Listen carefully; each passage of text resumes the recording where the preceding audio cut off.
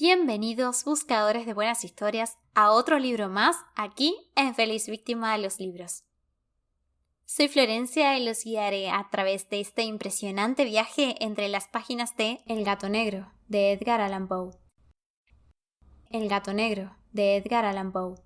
No espero ni pido que alguien crea en el extraño, aunque simple, relato que me dispongo a escribir. Loco estaría si lo esperara, cuando mis sentidos rechazan su propia evidencia. Pero no estoy loco, y sé muy bien que esto no es un sueño. Mañana voy a morir, y quisiera aliviar hoy mi alma. Mi propósito inmediato consiste en poner de manifiesto, simple, sucintamente y sin comentarios, una serie de episodios domésticos. Las consecuencias de esos episodios me han aterrorizado, me han torturado y por fin me han destruido. Pero no intentaré explicarlos. Si para mí han sido horribles, para otros resultarán menos espantosos que baroques. Más adelante, tal vez, aparecerá alguien cuya inteligencia reduzca mis fantasmas a lugares comunes, una inteligencia más serena, más lógica y mucho menos excitable que la mía, capaz de ver en las circunstancias que temerosamente describiré una vulgar sucesión de causas y efectos naturales. Desde la infancia me destaqué por la docilidad y bondad de mi carácter. La ternura que abrigaba mi corazón era tan grande que llegaba a convertirme en objeto de burla para mis compañeros. Me gustaban especialmente los animales, y mis padres me permitían tener una gran variedad. Pasaba a su lado la mayor parte del tiempo, y jamás me sentía más feliz que cuando les daba de comer y los acariciaba. Este rasgo de mi carácter creció conmigo, y cuando llegué a la virilidad, se convirtió en una de mis principales fuentes de placer. Aquellos que alguna vez han experimentado cariño hacia un perro fiel y sagaz no necesitan que me moleste en explicarles la naturaleza o la intensidad de la retribución que recibía. Hay algo en el generoso y abnegado amor de un animal que llega directamente al corazón de aquel que con frecuencia ha probado la falsa amistad y la frágil fidelidad del hombre. Me casé joven y tuve la alegría de que mi esposa compartiera mis preferencias. Al observar mi gusto por los animales domésticos, no perdí oportunidad de procurarme los más agradables de entre ellos. Teníamos pájaros, peces de colores, un hermoso perro, conejos, un monito y un gato. Este último era un animal de notable tamaño y hermosura, completamente negro y de una sagacidad asombrosa. Al referirse a su inteligencia, mi mujer, que en el fondo era no poco supersticiosa, aludía con frecuencia a la antigua creencia popular de que todos los gatos negros son brujas metamorfoseadas. No quiero decir que lo creyera seriamente, y solo menciono la cosa porque acabo de recordarla. Plutón, tal era el nombre del gato, se había convertido en mi favorito y mi camarada. Solo yo le daba de comer, y él me seguía por todas partes en casa. Me costaba mucho impedir que anduviera tras de mí en la calle. Nuestra amistad duró así varios años, en el curso de los cuales, enrojezco al confesarlo, mi temperamento y mi carácter se alteraron radicalmente por culpa del demonio. Intemperancia. Día a día me fui volviendo más melancólico, irritable e indiferente hacia los sentimientos ajenos. Llegué incluso a hablar descomedidamente a mi mujer y terminé por infligirle violencias personales. Mis favoritos, claro está, sintieron igualmente el cambio de mi carácter. No solo los descuidaba, sino que llegué a hacerles daño.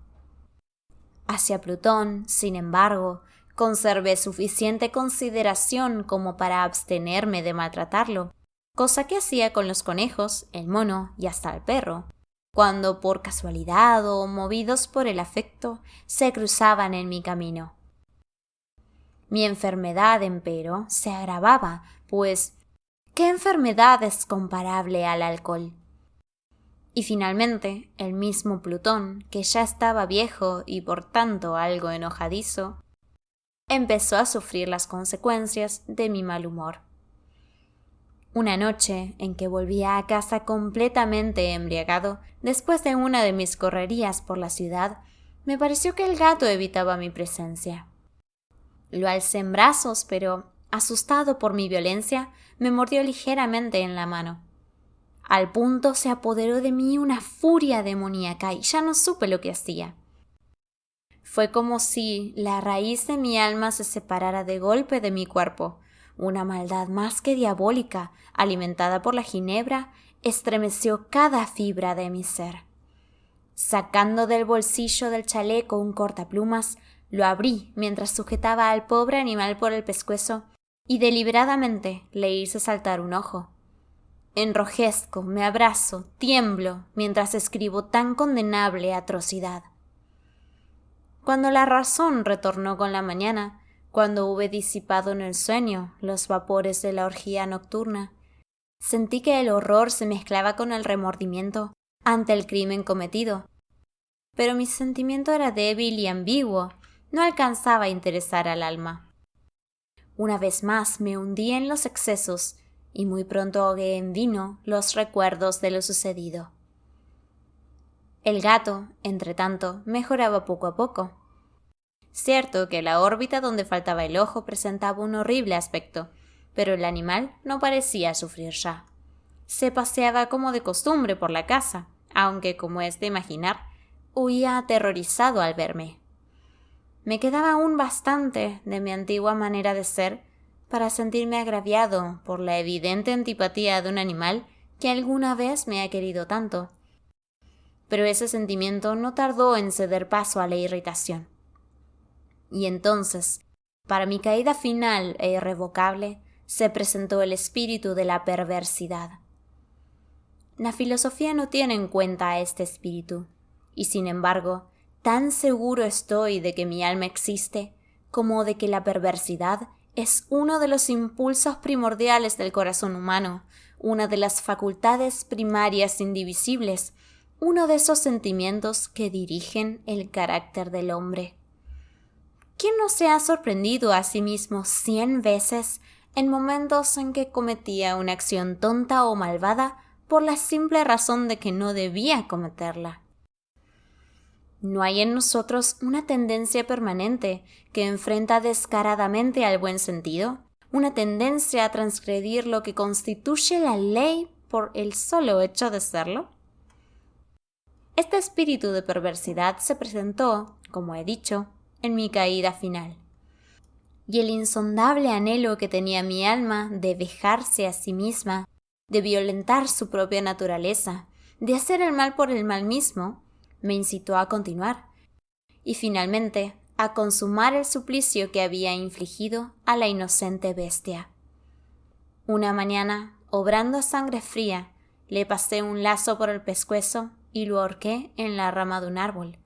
Lo ahorqué mientras las lágrimas manaban de mis ojos y el más amargo remordimiento me apretaba el corazón. Lo ahorqué porque recordaba que me había querido y porque estaba seguro de que no me había dado motivo para matarlo. Lo ahorqué porque sabía que al hacerlo cometía un pecado mortal que comprometería mi alma hasta llevarla, si ello fuera posible, más allá del alcance de la infinita misericordia del Dios más misericordioso y más terrible. La noche de aquel mismo día en que cometí tan cruel acción, me despertaron gritos de ¡incendio! Las cortinas de mi cama eran una llama viva y toda la casa estaba ardiendo. Con gran dificultad pudimos escapar de la conflagración, mi mujer, un sirviente y yo. Todo quedó destruido. Mis bienes terrenales se perdieron y desde ese momento tuve que resignarme a la desesperanza. No incurriré en la debilidad de establecer una relación de causa y efecto entre el desastre y mi criminal acción, pero estoy detallando una cadena de hechos y no quiero dejar ningún eslabón incompleto. Al día siguiente del incendio, acudí a visitar las ruinas. Salvo una, las paredes se habían desplomado. La que quedaba en pie era un tabique divisorio de poco espesor, situado en el centro de la casa, y contra el cual se apoyaba antes la cabecera de mi lecho. El enlucido había quedado a salvo de la acción del fuego, cosa que atribuía a su reciente aplicación. Una densa muchedumbre habíase reunido frente a la pared, y varias personas parecían examinar parte de la misma con gran atención y detalle. Las palabras extraño, curioso y otras similares excitaron mi curiosidad. Al aproximarme, vi que en la blanca superficie, grabada como un bajo relieve, aparecía la imagen de un gigantesco gato. El contorno tenía una nitidez verdaderamente maravillosa. Había una soga alrededor del pescuezo del animal. Al descubrir esta aparición, ya que no podía considerarla otra cosa, me sentí dominado por el asombro y el terror. Pero la reflexión vino luego en mi ayuda. Recordé que había ahorcado al gato en un jardín contiguo a la casa. Al producirse la alarma del incendio, la multitud había invadido inmediatamente el jardín. Alguien debió de cortar la soga y tirar al gato en mi habitación por la ventana abierta. Sin duda, habían tratado de despertarme en esa forma. Probablemente la caída de las paredes comprimió a la víctima de mi crueldad contra el enlucido recién aplicado, cuya cal, junto con la acción de las llamas y el amoníaco del cadáver, produjo la imagen que acababa de ver. Si bien en esta forma quedó satisfecha mi razón, ya que no mi conciencia, sobre el extraño episodio, lo ocurrido impresionó profundamente mi imaginación. Durante muchos meses no pude librarme del fantasma del gato, y en todo ese tiempo dominó mi espíritu un sentimiento informe que se parecía, sin serlo, al remordimiento. Llegué al punto de lamentar la pérdida del animal y buscar en los viles antros que habitualmente frecuentaba algún otro de la misma especie y apariencia que pudiera ocupar su lugar. Una noche en que, borracho a medias, me hallaba en una taberna más que infame, reclamó mi atención algo negro posado sobre uno de los enormes toneles de ginebra que constituían el principal moblaje del lugar. Durante algunos minutos había estado mirando dicho tonel y me sorprendió no haber advertido antes la presencia de la mancha negra en lo alto. Me aproximé y la toqué con la mano. Era un gato negro muy grande, tan grande como Plutón y absolutamente igual a este, salvo un detalle. Plutón no tenía el menor pelo blanco en el cuerpo, mientras este gato mostraba una vasta, aunque indefinida, mancha blanca que le cubría casi todo el pecho. Al sentirse acariciado, se enderezó prontamente, ronroneando con fuerza. Se frotó contra mi mano y pareció encantado de mis atenciones. Acababa, pues, de encontrar el animal que precisamente andaba buscando. De inmediato propuse su compra al tabernero, pero me contestó que el animal no era suyo y que jamás lo había visto antes ni sabía nada de él. Continué acariciando al gato, y cuando me disponía a volver a casa, el animal pareció dispuesto a acompañarme. Le permití que lo hiciera, deteniéndome una y otra vez para inclinarme y acariciarlo. Cuando estuvo en casa, se acostumbró a ella de inmediato y se convirtió en el gran favorito de mi mujer. Por mi parte, pronto sentí nacer en mí una antipatía hacia aquel animal. Era exactamente lo contrario de lo que había anticipado, pero sin que pueda decir cómo ni por qué, su marcado cariño por mí me disgustaba y me fatigaba. Gradualmente, el sentimiento de disgusto y fatiga creció hasta alcanzar la amargura del odio. Evitaba encontrarme con el animal. Un resto de vergüenza y el recuerdo de mi crueldad de antaño me vedaban maltratarlo. Durante algunas semanas me abstuve de pegarle o de hacerle víctima de cualquier violencia, pero Gradualmente, muy gradualmente, llegué a mirarlo con inexpresable odio y a huir en silencio de su detestable presencia, como si fuera una emanación de la peste. Lo que sin duda contribuyó a aumentar mi odio fue descubrir, a la mañana siguiente de haberlo traído a casa, que aquel gato, igual que Plutón, era tuerto. Esta circunstancia fue precisamente la que le hizo más grato a mi mujer, quien, como dije, poseía en alto grado esos sentimientos humanitarios que alguna vez habían sido mi rasgo distintivo y la fuente de mis placeres más simples y más puros. El cariño del gato por mí parecía aumentar en el mismo grado que mi aversión. Seguía mis pasos con una pertinacia que me costaría hacer entender al lector. Donde quiera que me sentara, venía a ovillarse bajo mi silla o saltaba a mis rodillas, prodigándome sus odiosas caricias. Si echaba a caminar, se metía entre mis pies, amenazando con hacerme caer, o bien clavaba sus largas y afiladas uñas en mis ropas para poder trepar hasta mi pecho. En esos momentos, aunque ansiaba aniquilarlo de un solo golpe, me sentía paralizado por el recuerdo de mi primer crimen, pero sobre todo, quiero confesarlo ahora mismo, por un espantoso temor al animal. Aquel temor no era precisamente miedo de un mal físico, y sin embargo, me sería imposible definirlo de otra manera. Me siento casi avergonzado de reconocer. Sí, aún en esta celda de criminales me siento casi avergonzado de reconocer que el terror, el espanto que aquel animal me inspiraba era intensificado por una de las más insensatas quimeras que sería dado concebir.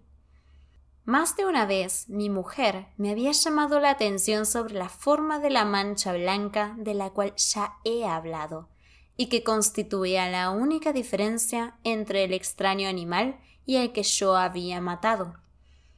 El lector recordará que esta mancha, aunque grande, me había parecido al principio de forma indefinida, pero gradualmente, de manera tan imperceptible, que mi razón luchó durante largo tiempo por rechazarla como fantástica, la mancha fue asumiendo un contorno de rigurosa precisión.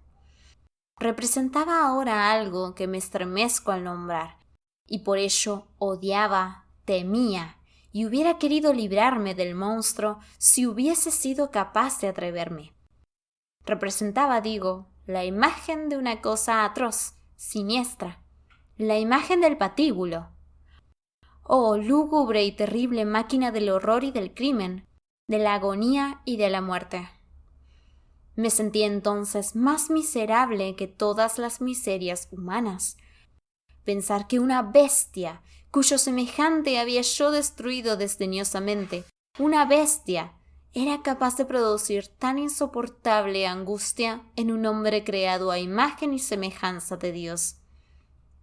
Ay, ni de día ni de noche pude ya gozar de la bendición del reposo. De día, aquella criatura no me dejaba un instante solo. De noche, despertaba hora a hora de los más horrorosos sueños para sentir el ardiente aliento de la cosa en mi rostro y su terrible peso, pesadilla encarnada de la que no me era posible desprenderme, apoyado eternamente sobre mi corazón. Bajo el agobio de tormentos semejantes, sucumbió en mí lo poco que me quedaba de bueno. Solo los malos pensamientos disfrutaban ya de mi intimidad, los más tenebrosos, los más perversos pensamientos.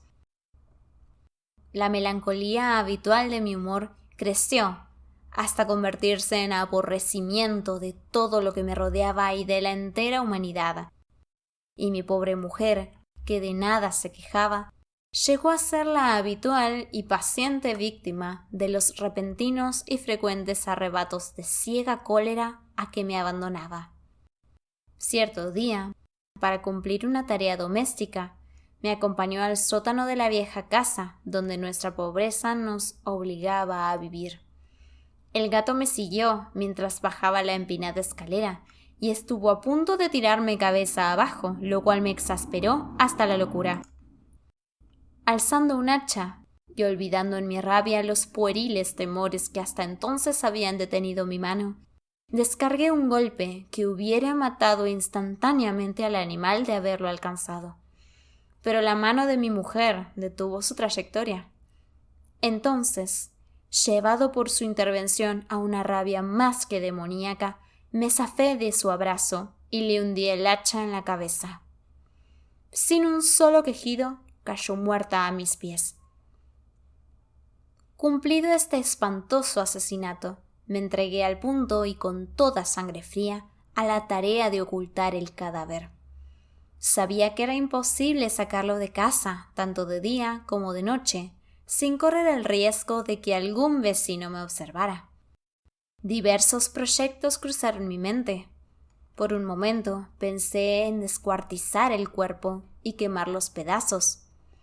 Luego se me ocurrió cavar una tumba en el piso del sótano. Pensé también si no convenía arrojar el cuerpo al pozo del patio o meterlo en un cajón, como si se tratara de una mercadería común, y llamar a un mozo de cordel para que lo retirara de casa. Pero al fin di con lo que me pareció el mejor expediente, y decidí emparedar el cadáver en el sótano, tal como se dice que los monjes de la Edad Media emparedaban a sus víctimas. El sótano se adaptaba bien a este propósito. Sus muros eran de material poco resistente y estaban recién revocados con un mortero ordinario, que la humedad de la atmósfera no había dejado endurecer. Además, en una de las paredes se veía la saliencia de una falsa chimenea, lo cual había sido rellenada y tratada de manera semejante al resto del sótano. Sin lugar a dudas, sería muy fácil sacar los ladrillos en esa parte, introducir el cadáver y tapar el agujero como antes, de manera que ninguna mirada pudiese descubrir algo sospechoso. No me equivocaba en mis cálculos. Fácilmente saqué los ladrillos con ayuda de una palanca y luego de colocar cuidadosamente el cuerpo contra la pared interna, lo mantuve en esa posición mientras aplicaba de nuevo la mampostería en su forma original. Después de procurarme argamasa, arena y cerda, preparé un enlucido que no se distinguía del anterior y revoqué cuidadosamente el nuevo enladrillado. Concluida la tarea, me sentí seguro de que todo estaba bien. La pared no mostraba la menor señal de haber sido tocada. Había barrido hasta el menor fragmento de material suelto. Miré en torno, triunfante, y me dije: aquí por lo menos no he trabajado en vano. Mi paso siguiente consistió en buscar a la bestia causante de tanta desgracia, pues al final me había decidido a matarla. Si en aquel momento el gato hubiera surgido ante mí, su destino habría quedado sellado, pero, por lo visto, el astuto animal, alarmado por la violencia de mi primer acceso de cólera, se cuidaba de aparecer mientras no cambiara mi humor. Imposible describir o imaginar el profundo, el maravilloso alivio que la ausencia de la detestada criatura trajo a mi pecho. No se presentó aquella noche, y así, por primera vez desde su llegada a la casa, pude dormir profunda y tranquilamente. Sí, pude dormir, aún con el peso del crimen sobre mi alma. Pasaron el segundo y el tercer día, y mi atormentador no volvía. Una vez más respiré como un hombre libre. Aterrado, el monstruo había huido de casa para siempre. Ya no volvería a contemplarlo. Gozaba de una suprema felicidad. Y la culpa de mi negra acción me preocupaba muy poco. Se practicaron algunas averiguaciones a las que no me costó mucho responder. Incluso hubo una perquisición en la casa. Pero naturalmente no se descubrió nada. Mi tranquilidad futura me parecía asegurada. Al cuarto día del asesinato, un grupo de policías se presentó inesperadamente y procedió a una nueva y rigurosa inspección. Convencido de que mi escondrijo era impenetrable, no sentí la más leve inquietud. Los oficiales me pidieron que los acompañara en su examen. No dejaron hueco ni rincón sin revisar. Al final, por tercera o cuarta vez, bajaron al sótano. Los seguí sin que me temblara un solo músculo. Mi corazón latía tranquilamente, como el de aquel que duerme en la inocencia. Me paseé de un lado al otro del sótano. Había cruzado los brazos sobre el pecho y andaba tranquilamente de aquí para allá. Los policías estaban completamente satisfechos y se disponían a marcharse. La alegría de mi corazón era demasiado grande para reprimirla. Ardía en deseos de decirles, por lo menos, una palabra como prueba de triunfo y confirmar doblemente mi inocencia. «Caballeros», dije por fin cuando el grupo subía la escalera. «Me alegro mucho de haber disipado sus sospechas. Les deseo felicidad y un poco más de cortesía. Dicho sea de paso, caballeros, esta casa está muy bien construida». En mi frenético deseo de decir alguna cosa con naturalidad, casi no me daba cuenta de mis palabras. Repito que es una casa de excelente construcción. Estas paredes... Ya se marchan ustedes, caballeros. Tienen una gran solidez. Y entonces, arrastrado por mis propias bravatas, golpeé fuertemente con el bastón que llevaba en la mano sobre la pared del enladrillado tras de la cual se hallaba el cadáver de la esposa de mi corazón. ¡Que Dios me proteja y me libre de las garras del archidemonio! Apenas había cesado el eco de mis golpes cuando una voz respondió desde dentro de la tumba. Un quejido, sordo y entrecortado al comienzo, semejante al sollozar de un niño, que luego creció rápidamente hasta convertirse en un largo, agudo y continuo alarido, anormal como inhumano, un aullido, un clamor de lamentación, mitad de horror, mitad de triunfo, como sólo puede haber brotado en el infierno de la garganta de los condenados en su agonía y de los demonios exultantes en la condenación. Hablar de lo que pensé en ese momento sería locura. Presa de vértigo, fui tambaleándome hasta la pared opuesta. Por un instante, el grupo de hombres en la escalera quedó paralizado por el terror. Luego, una docena de robustos brazos atacaron la pared, que cayó de una pieza. El cadáver, ya muy corrompido y manchado de sangre coagulada, apareció de pie ante los ojos de los espectadores. Sobre su cabeza, con la roja boca abierta y el único ojo como de fuego, estaba agazapada la horrible bestia cuya astucia me había inducido al asesinato y cuya voz delatora me entregaba al verdugo. Había emparedado al monstruo en la tumba. Si querés seguir viendo este tipo de audiolibros en YouTube, apóyame con un me gusta y suscríbete, que me ayudaría muchísimo. Seguinos también en Instagram, donde subimos contenido diario relacionado. Si te ha gustado y no puedes esperar a escuchar los siguientes capítulos, apretá la campanita, así YouTube te avisa cuando subo los próximos capítulos. Y me despido de ustedes, buscadores de buenas historias. Hasta la próxima.